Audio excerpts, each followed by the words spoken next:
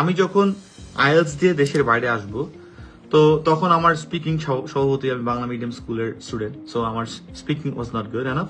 I mean not good আমি বলবো না, I barely speak English very nice, because আমাদের বাংলাদেশে তো হয় না। Then what I did, I tried to speak with my friends, and gradually, like, they became annoyed because they were not comfortable and they didn't have the same goal that I did have.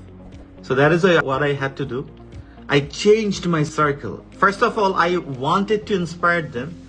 ক্যানাডাতে আসো, চল দোস্ত ক্যানাডাতে যাই, দেখি ক্যানাডার কি অবস্থা। এটা দেখ, Canada is good country because the north American degree এটা খুবই ভ্যালুয়েবল, সিটিজেনশিপ তাড়াতাড়ি পাওয়া যায়, জাস্ট ইনটু হিরোইক একটা ক্যারেক্টার, হিরোইক একটা লিডার, একটা বডি।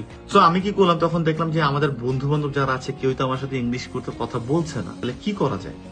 আমি কি করেছি আমি বলি, আমি তাদেরকে ইন্সপায়ার করা শুরু করলাম কয়েকজনকে। দেখি যে ইন্সপায়ার করার পর 2-3 দিন বলে, কিন্তু ওই যে আমার যে গোলটা ছিল, আমাকে যেতে হবে ক্যানাডিয়ান একটা ডিগ্রি আমাকে নিতেই হবে, কারণ আমার মাস্টার্স করতে হবে এখান থেকে, আমার নর্থ আমেরিকান ডিগ্রি লাগবে।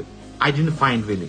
সো দেন আমি অনেকে বললাম, অ্যাপ্রোচ করলাম যে ভাই চলো চলো চলো, কেউ যাবে না, কেউ করবে না, ইংলিশে কেউ কথা বলে না। দেন কি করব, then I left my circle. কি করা যায়, কি করা যায়, স্পিকিং করবো কার সাথে। এখন আমি বিশেষ করে যেটা আমার গুরু আমাকে শিখাইছে, কোনো কিছুর ভিতরে থাকলে ধ্যান, মন, জ্ঞান, শরীর সবকিছু দিয়ে থাকা উচিত, যেটাই হোক না কেন। তো আমি তখন কি করলাম, কোথায় পাই না পাই, কি করবো না করবো, আমাকে তো এনভায়রনমেন্টে আসতে হবে, সবকিছু দিয়ে ডানে বামে সবকিছু দিয়ে, তখন আমি ফেসবুক ডিঅ্যাক্টিভেট করে ফেলছি। এবং আমি তখন আলটিমেটলি যে দেখলাম ঢাকা বিশ্ববিদ্যালয়ের যে ফুলা রোডের জায়গাটা আছে আর কি, ওই এরিয়াতে ক্যাম্পাসটা ব্রিটিশ কাউন্সিলের, সেখানে ব্রিটিশ কাউন্সিলের একটা হেড অফিস। আমি সেখানে গেলাম। সেখানে যাওয়ার পরে আমি সেখানে বেসিক্যালি একটা মক টেস্ট দেওয়ার জন্য জানতে গিয়েছিলাম আর কি, যে কি অবস্থা। পরে সেখানে দেখি লাইব্রেরি মেম্বারশিপ আছে।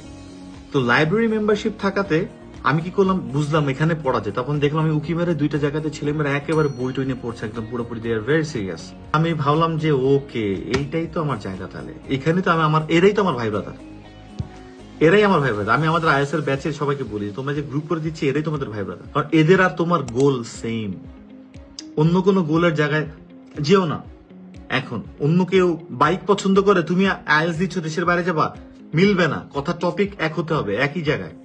যে তোমার সাথে এখন এই টপিকে কথা বলবে, যে তোমার সাথে এই টপিকে থাকবে, তুমি তার সাথে থাকবা। সো আমি তখন ওই যে ব্রিটিশ কাউন্সিলের লাইব্রেরিটাতে 3 মাসের না 4 মাসের একটা মেম্বারশিপ নিই।